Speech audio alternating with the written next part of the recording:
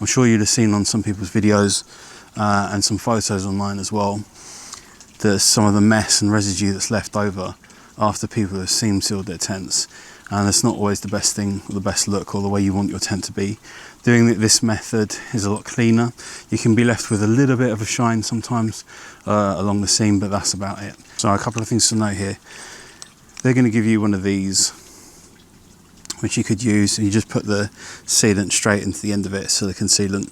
Only downside with this is it's kind of putting the sealant as a layer, as a barrier in front of the stitching. What I want to do is put some sealant into this jar, mix it up with some white spirit, paint it on and let it seep into the stitching so it actually gets properly into it. And then I'm going to use kitchen towel to wipe off the excess. This will go on thinner, but what that's going to do is it's going to allow it to seep into the stitching properly, which is hopefully going to give us some better protection. It looks much neater, it's a nice way to do it. I'm going to show you how to mix this up. The first thing you do is get the right seam sealant. Now, I'm using this one. See, it's got the plus sil sign on it. That means it's for sil nylon tents, and you need to get the right one. One of the things you see when people are using the wrong stuff is that you get this kind of residue that looks like a mess, and people peel it off afterwards because it's kind of gone all over the place. I'll leave a link to this in the description. This is the proper one to use. When you buy this, they'll give you a little brush, which is like a hard brush. I think it's called a stipple brush. So you can get the sealant into it. Now I've picked this, a very hot day today, it's about 30 degrees.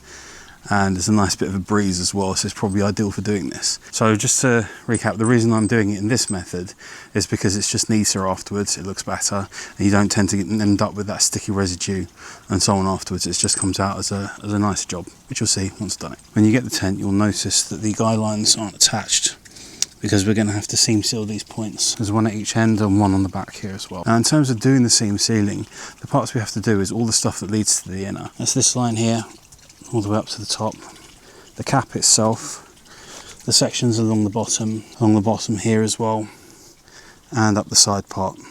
We have to do that on both sides, and we also have to do the guying out points here. We need to get the outside part, the stitching here and behind. Same on the top cap here, we have to get the stitching across the top, stitching here, and try and get under there if we can as well. Now, I'm not going to be doing these end parts here because they don't lead to the inner tent, so there's no point actually doing them. There's no need to do this edge either here because it doesn't lead to the inner tent. You could do it if you want to, but there's no need. Now you see when we do the seam sealing, what we need to do is actually we need to get the sealant into this gap here, into the stitching. So the first thing I want to show you how to do is to mix this properly, because it's important that you understand how to get the consistency right.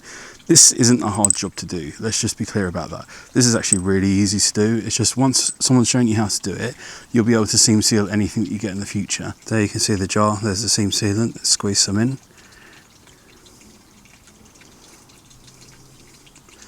See at the moment it's very thick.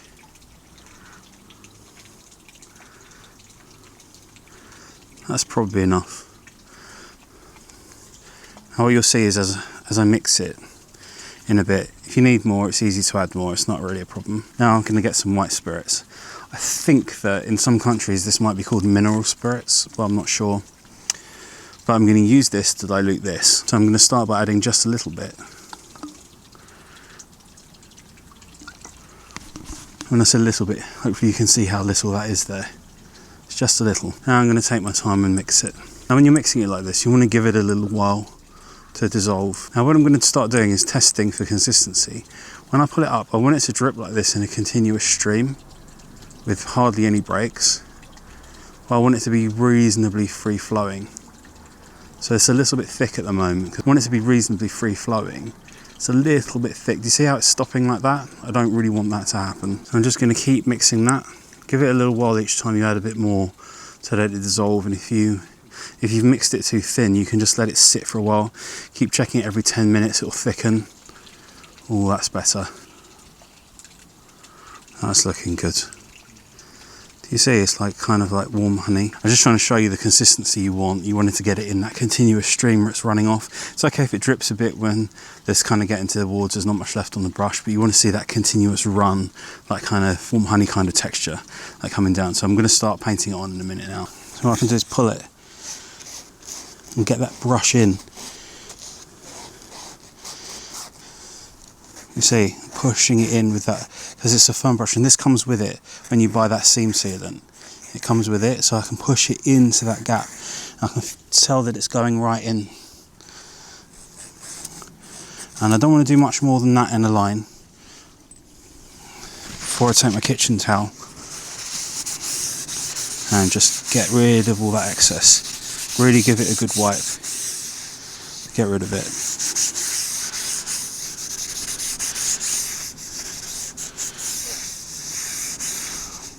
The seam sealant's gone right in. Really good, give it a good wipe away. When you get the tent, you'll see that the guying points here don't have any guy lines on them. They're in the peg bag, they look like this. That's the other guy lines, there's 3 of them, 3 attached, and the reason they don't put them on is because you need to do this job, which is the seam sealing. So you want to get this stitching here. You can be rough with it. The point is to get it to go in. You want to go around the edges of it here and on top of it as well. As soon as you've done a bit, use your fingernails, get in and cover it up and wipe it off. Come around these edges.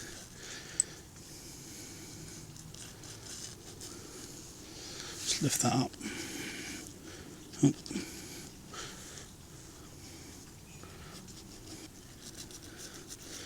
I just do a small area each time before I clear it up with the kitchen towel. No need to do a lot. Stipple brush is pushing this sealant in. Use my hand on the opposite side here. See. And get off that excess from the sides there. Get under here. You know, like I said, put your hand on the inside here, by all means. Use that brush just to push this in. Now that I've done that, just get rid of that excess.